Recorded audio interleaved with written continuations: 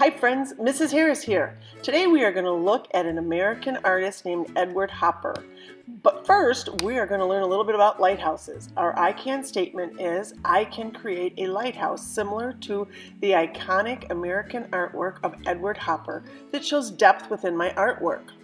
Lighthouses come in all different shapes and sizes. This lighthouse was built in the 2nd century in Spain. It's called the Tower of Hercules. It was built to bring ships into the port. It's 187 feet tall and it's still standing today. Lighthouses can be found along the coast of the ocean or lakes. The United States has the most of any country, and Michigan has the most of all the states. Long ago, you could have a job as a lighthouse keeper. You were in charge of keeping the light lit, and if there was trouble, you had to go help. The light is high atop of the lighthouse. To get to it, you would have to take a spiral staircase all the way up. Lighthouses are so tall so that the light can travel, because light travels in a straight line. A 130-foot lighthouse will allow the light to travel 20 miles. The curvature of the earth sometimes stops the ships from seeing the light. Edward Hopper is an American realist painter. He struggled at times to come up with a subject matter. He is quoted as saying, "It's hard for me to decide what I want to paint. I go for months without finding it sometimes. It comes slowly." Hopper traveled to Massachusetts in 1912, where he painted his first outdoor painting of the Squam Lighthouse. Hopper painted this lighthouse from different angles, multiple times. Here are some photographs as the lighthouse stands to this day. It is still standing. Lighthouses are no longer manned by people. Most of them are automated.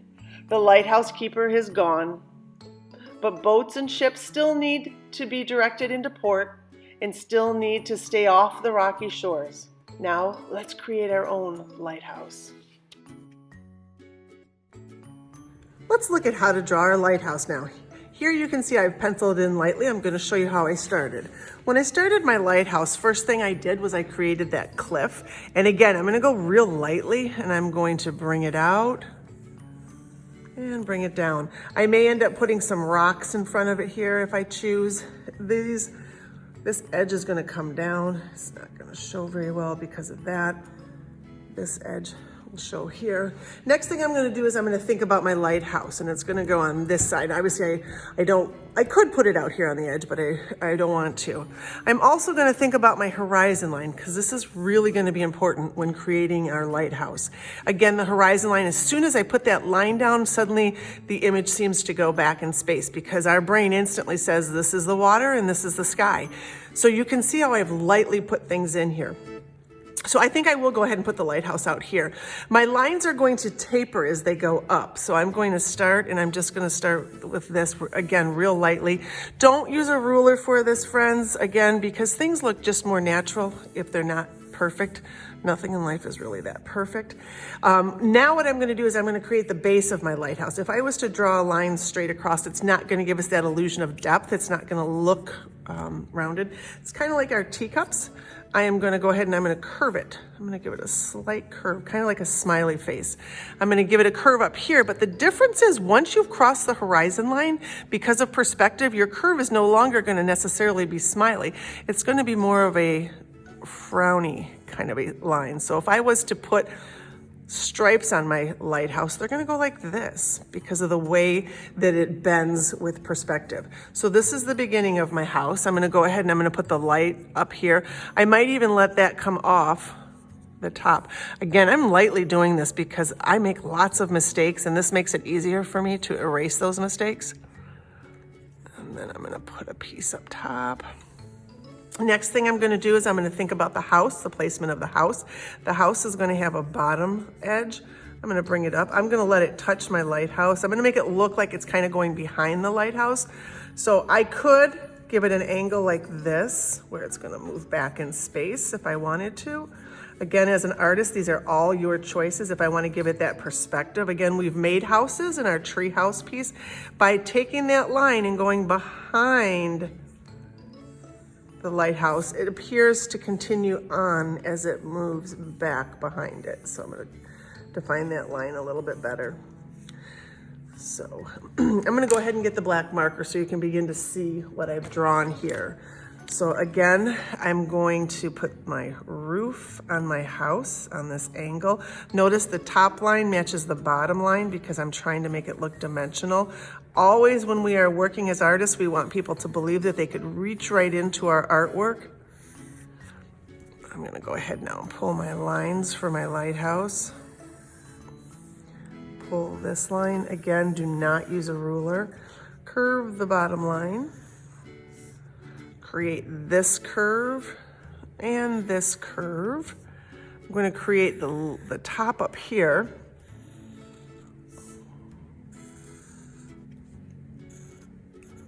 Now I need to put a place where the light's going to be, so I'm going to go ahead and pencil in another curve. Sometimes I'm just not comfortable trying to do things freehand. Now, as I come across here, I have to stop and jump because it's overlapping. We can't see this line because the lighthouse is not made of glass, and we've got our perspective happening. Same thing with the line back here of the land. I'm gonna bring this line up a little bit, and then I'm gonna bring it out here just a little bit more, and bring these lines down. And that's our shoreline, our edge. These are some rocks that are in front of it. And again, I didn't trace my line exactly. I'm going to add a door to the front of my lighthouse. I'm not gonna make it too big. And I'm gonna add a door to the front of my house.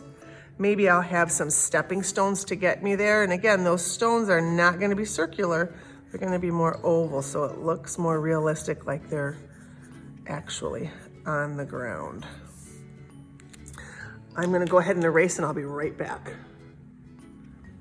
All right, so we've created our illusion of depth by overlapping, by creating this horizon line, and by bowing the bottom and the way we bowed the top of our lighthouse.